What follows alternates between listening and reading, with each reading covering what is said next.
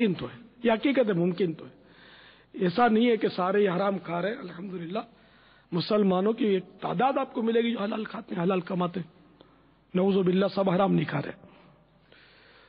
اب یہ کہ وہ حرام کی لت پڑ جاتی ہے، جہالت کی وجہ سے زیادہ تر ایسا ہوتا ہے کہ معلومات کی کمی. تو اس لیے علم حاصل کرنا چاہیے. الحمدللہ ہمارے عالمی مدنی مرکز فیضان مدینہ باب المدینہ میں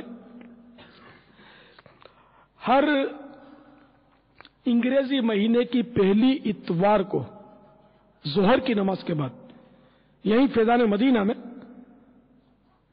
تاجر کو کیسا ہونا چاہیے اس عنوان پر نگران شورا کا ایمان افروز بیان ہوتا ہے. بڑا رقت انگیز بیان ہوتا ہے. تمام تاجر بلکہ غیر تاجر بھی تشریف لائیں، ان جو بیپاری نہیں ہے ملازم ہے وہ بھی آئیں. چھٹی کا دن ہوتا ہے اتوار، دوپہر کو ظہر کے بعد کچھ زیادہ مشکل نہیں ہوتا، تو اس میں شرکت فرمائیں. تو انشاءاللہ ہر ایک کو مدنی پھول ملیں گے. اس میں یعنی سمجھو کہ ایک مبالغہ کروں تو ایک دن کے بچے سے لے کر 100 سال کے بوڑھے کے لیے اس میں عبرت کے مدنی پھول ہوتے، سب کے لیے مفید ہوتا ہے. نہ صرف اسلامی بھائیوں بلکہ اسلامی بہنوں کے لیے بھی مفید ہوتا ہے. تو یہ سب کے سب اس کو بیان کو آپ سنا کریں. جو آ نہیں سکتے، دور دور رہتے ہیں دوسرے شہروں میں ملکوں میں، وہ اس وقت مدنی چینل آن کر لیا کریں. یعنی کہ سمجھو کہ مدینہ منورہ کے وقت کے مطابق تقریباً دوپہر کے 12 بجے وہ بیان شروع ہوتا ہے تقریباً. تو آپ 12 بجے مدینے کے 12 بجے، مدینے کے جب 12 بجتے ہیں تو ہمارے ملک میں 2 بجتے ہیں، کہیں 5 بجتے ہوں گے، کہیں 4 بجتے ہوں گے. تو وہ اپنے حساب لگا لیں. اپنا تو مرکز تو مدینہ ہی ہے نا، اپنا اصل مرکز. کیونکہ 2 عالم میں بٹتا ہے صدقہ یہاں کا، 2 عالم میں بٹتا ہے صدقہ یہاں کا.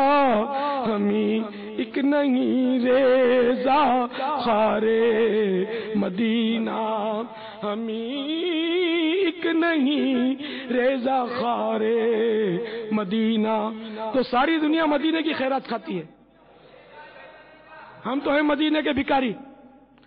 تو مدینے کے معیاری وقت، مدینہ منورہ زادہ اللہ شرف و تعظیمہ کے معیاری وقت کے مطابق آپ 12 بجے اپنا مدنی چینل کھول لیا کریں. اس سے پہلے ہی کھول لیں، کیونکہ یہاں ہمارے یہاں عالمی مدنی مرکز میں مدینہ منورہ کے معیاری وقت کے مطابق 11:20 اور پاکستان کے معیاری وقت کے مطابق 1:20 پر ظہر کی جماعت کا وقت ہے. ٹھیک ہے نا؟ تو یہیں ظہر کی نماز پڑھ لیں، تلاوت میں شریک ہو جائیں، نعت پاک بھی سن لیں سرکار کی. بہت مطلب الحمدللہ دعوت اسلامی والوں کے بیان تراوٹ والے ہوتے ہیں، خشک نہیں ہوتے. آپ کو پتا ہے میں مدینہ ہی ہوتا ہے. قبرستان بھی گھومتے ہیں تو جنت البقیع کا چکر لگاتے ہیں، تو پھر وہ دنیا کی بلند عمارتوں کی بات کرتے کرتے دنیا کی سب سے حسین عمارت سبز گنبد کے جلوے بھی دکھا دیتے. تو الحمدللہ دعوت اسلامی والوں کا بیان خشک نہیں ہوتا، بوریت والا نہیں ہوتا. الحمدللہ رنگا رنگ ہوتا ہے اس میں. الحمدللہ مدینہ مدینہ ہوتا ہے، عشق رسول تر بتر ہوتا ہے. الحمدللہ جاری رہے گا انشاءاللہ.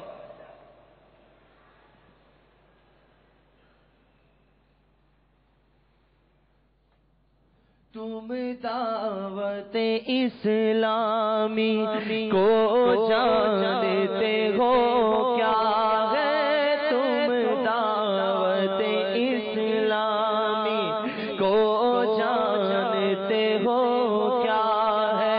فیضان مدینہ ہے، فیضان مدینہ ہے، فیضان مدینہ ہے، فیضان مدینہ ہے.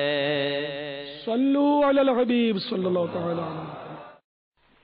سر میرا نام ہے محمد عثمان شمس، اور جگہ کا نام ہے ضلع جنگ موزہ باغ. میں یہ سوال کرنا چاہتا ہوں آپ سے کہ میں آپ کے جو حضرت بلال ابو اطہار قادری ہیں، یہ میں ان کا الیاس اطہار قادری، میں ان کا مرید بننا چاہتا ہوں، تو میں کیا کر سکتا ہوں؟ جب آپ یہ بیعت دو گے تو میں کیا ٹی وی کے ذریعے آپ کی بیعت لے سکتا ہوں؟ یہ میرا سوال ہے. آپ پلیز آپ یہ ٹی وی چینل پہ یا اس دن میسج کر دینا، میں خود ہی پڑھ لوں گا تو مجھے معلوم پڑ جائے گا کہ میں آپ کا کیسے مرید بننا چاہتا ہوں، بن سکتا ہوں، ٹی وی کے ذریعے بن سکتا ہوں، یا خود ہی میں لیٹر لکھوں یا میں خود ہی کیسے کروں؟ ٹھیک ہے پلیز. اوکے.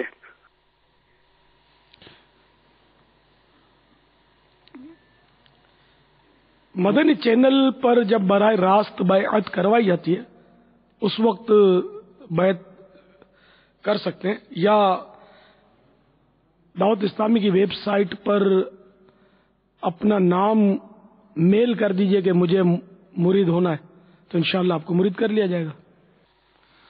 صلو علی الحبیب. وہ ریکارڈڈ سوال ہے انشاءاللہ. محمد حسن رشید راولپنڈی سے بول رہا ہوں.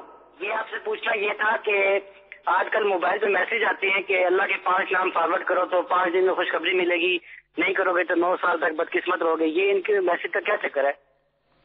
یہ اس طرح کے میسج ظاہر ہے کہ 5 نام فارورڈ کرو گے تو فائدہ ہوگا، اور نہیں کرو گے تو 9 سال تک خوشخبری ملے گی.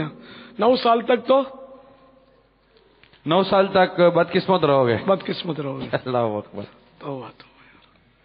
اس طرح کے جو ایس ایم ایس چلاتے ہیں نا، یہ قصدن اگر کرتے ہیں تو ظاہر گناہ گار ہی ہے، مسلمانوں کو تشویش میں ڈالتے ہیں، پریشان کرتے ہیں. اب خدا جانے یہ مسلمان ایسا کر رہے ہیں یا غیر مسلم کر رہے ہیں مسلمانوں کو تنگ کرنے کے لیے. اور جہالت تو ڈیرا ڈال کے پڑی ہے. وہ یوں دنیاوی تعلیم بھلے جتنی بھی ہو، لیکن یہ اس طرح کی باتوں کو یہ پڑھے لکھے جو کہلاتے ہیں نا، یہ اکثر ان باتوں کو نہیں سمجھ پاتے، اس کو فارورڈ کر دیتے ہیں. تو اس لیے ایسے پیغامات نہ فارورڈ کیے جائیں، نہ کہ کسی کو اس کی ترغیب دی جائے، بلکہ دوسرے بھائیوں کو بھی اطلاع کی جائے کہ دیکھو یہ فارورڈ کرنے والا نہیں ہے. بلکہ جب بھی کوئی حدیث یا اسلامی فضیلت یا حکم وغیرہ یہ آپ کو ایس ایم ایس آئے نا، تو مہربانی کر کے کسی صحیح عالم دین سے آپ مشورہ کر لیجئے کہ اس کو فارورڈ کروں یا نہیں. کیونکہ وہ حدیث کہہ کر بھی وہ لاکھوں لاکھ حدیثیں لوگوں نے گڑھی ہوئی ہیں، وہ صدیوں سے چل رہا ہے حدیثیں گڑھنے کا سلسلہ. تو اب تو مطلب تو گڑھا گڑھی ہے، یعنی طرح طرح کی حدیثیں مطلب یہ گڑھ کے اب ایس ایم ایس کر رہے ہیں. تو اس کا مطلب اب تو ہو سکتا ہے کروڑوں تک تعداد پہنچ گئی ہو. تو یہ بھی ذہن میں رکھیں کہ جان بوجھ کر کسی بات کو سرکار صلی اللہ تعالی علیہ وآلہ وسلم کی طرف منسوب کرنا، یہ اپنے آپ کو جہنم کا حقدار بنانا ہے کہ وہ شخص جہنم میں ٹھکانہ بنا لے اپنا، کہ جو دانستہ ہے جان بوجھ کر میری طرف جھوٹی بات منسوب کرے. اس طرح کی روایت موجود ہے. تو اس لیے جب تک 112% یقین نہ ہو نا، اس وقت تک یہ نہ کہا جائے کہ سرکار صلی اللہ تعالی علیہ وسلم فرماتے. یہ ہمارے مبلغین کو بہت پرانی تاکیدیں کی ہوئی ہیں کہ اگر یعنی کہ جب تک یقینی طور پر معلوم نہ ہو، یہ سرکار کے ارشادات صلی اللہ تعالی علیہ وسلم دیکھ کر پڑھنے میں عافیت ہے. یہ جو لکھا ہو دیکھ کے پڑھے، علماء نے جو لکھا ہے. کوئی زبانی کرنے میں الفاظ ادھر ادھر ہو جاتے ہیں اکثر، تو اس میں پھر بے احتیاطی رہتی ہے. تو یقینی طور پر الفاظ معلوم ہو تو بیان کرے، ورنہ پھر وہ یہ بھی ہوتا ہے کہ آدمی یہ بھی کہہ سکتا ہے کہ منقول ہے یا روایت میں آتا ہے. اس میں اب بھی کچھ بچت ہو جاتی ہے کہ سرکار صلی اللہ تعالی علیہ وسلم کی طرف ڈائریکٹ منسوب نہیں کی بات. تو یہ احتیاطیں مبلغین کے لیے بھی ضروری ہیں، عام مسلمانوں کے لیے بھی اس کی حاجت ہے، وہ بھی احتیاط فرمائیں. بات میں کہتے ہیں کہ اللہ تعالیٰ تم کو یوں نہیں بولتا، اللہ تعالیٰ یوں بولتا ہے، اللہ تعالیٰ یوں بولتا ہے. اس طرح کی بھی لوگ بات پہ بولتے ہیں. اللہ بولتا ہے گھر بار کی بھی خبر لو، اللہ بولتا ہے دین و دنیا ساتھ ساتھ رکھو. بھائی کس آیت کا ترجمہ ہے، کس حدیث کا متن نہیں ہے، یہ اس کو نہیں. تو پھر ایسی باتیں بولنے میں احتیاط کرنی چاہیے جب تک یقینی طور پر معلوم نہ ہو کہ اللہ تعالیٰ نے فرمایا ہے یا میٹھے مصطفیٰ صلی اللہ تعالی علیہ وسلم